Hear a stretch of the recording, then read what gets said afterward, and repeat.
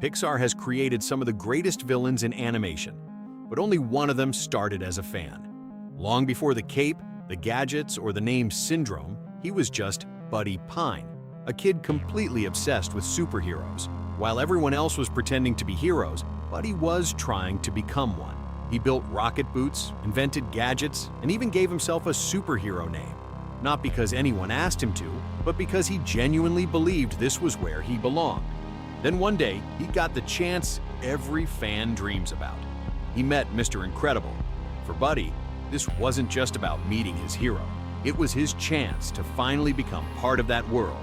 That's why he never introduced himself as Buddy. He introduced himself with a superhero name of his own. Incrediboy! In Buddy's mind, he wasn't asking for permission. He thought he'd already earned his place. Mr. Incredible saw something very different. Not a future sidekick, but a powerless kid throwing himself into a dangerous situation. So he did exactly what any responsible adult would have done. He sent Buddy home. Fly home, buddy.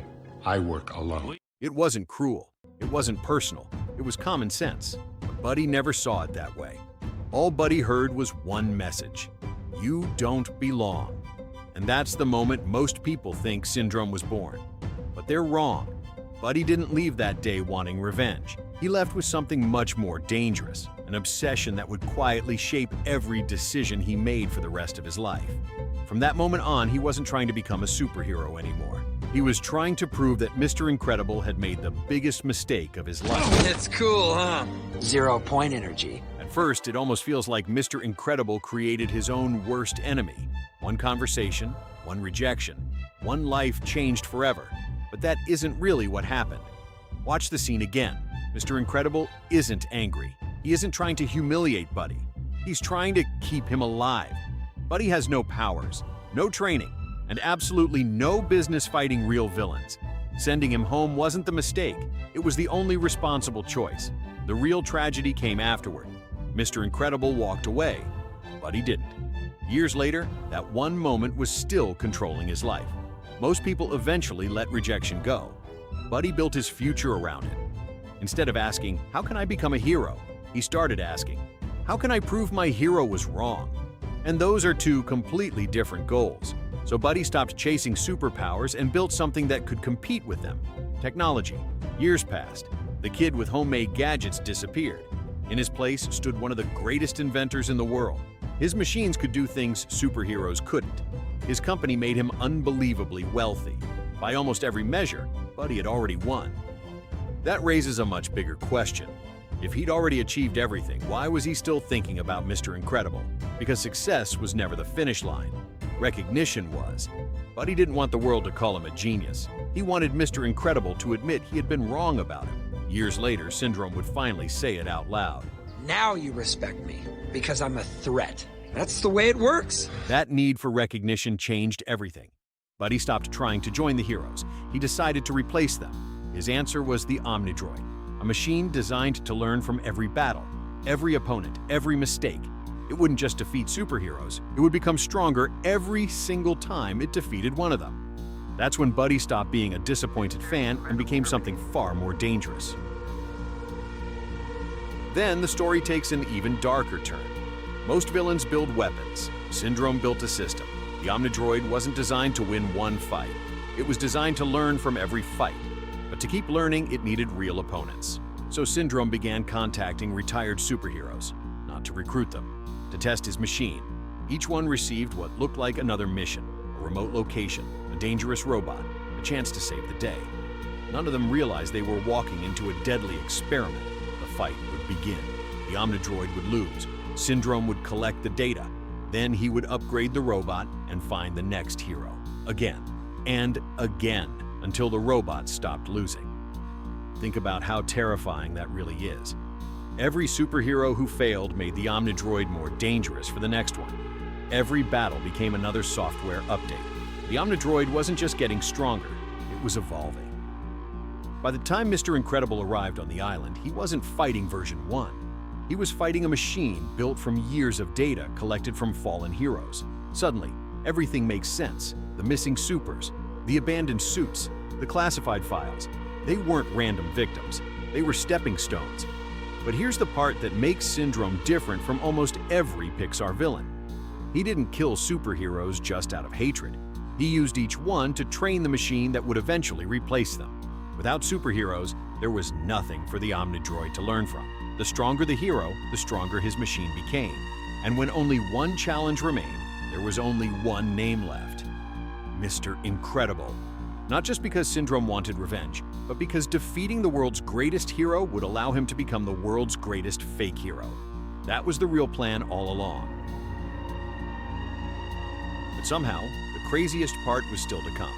Syndrome was never planning to keep the Omnidroid a secret. He wanted the whole world to see it.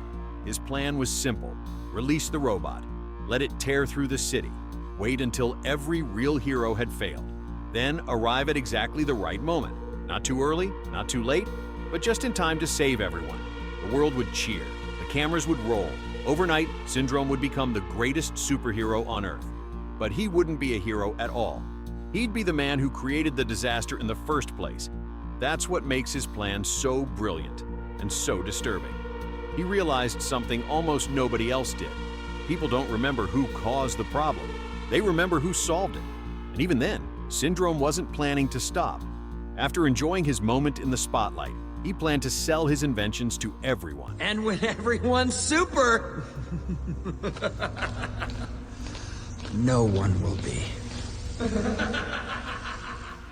On the surface, that sounds like equality.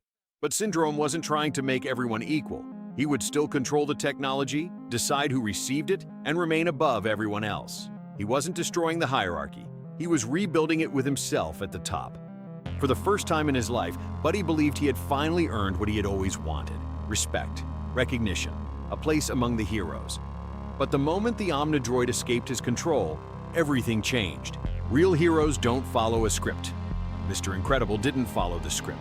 Neither did Elastigirl, Violet, or Dash. They adapted, improvised, protected each other. Everything Syndrome had spent years trying to imitate came naturally to them. Then, the one variable no amount of intelligence could predict revealed itself: Jack's powers. Not a master plan, not a secret weapon, just complete unpredictability. For someone who believed every outcome could be calculated, that was the one weakness he never saw coming. No matter how intelligent Syndrome became, he still believed one lie: that heroism could be manufactured. But heroism was never about the suit, the gadgets, or the applause. It was about choosing other people over yourself. That was the one thing Buddy never learned. Oh, yeah. Hurt then, too. Syndrome didn't fail because his plan was impossible. In fact, it almost worked. He became one of the richest people in the world. He built technology decades ahead of everyone else and created a machine powerful enough to defeat superheroes. He achieved more than the little kid in that homemade cape could ever have imagined.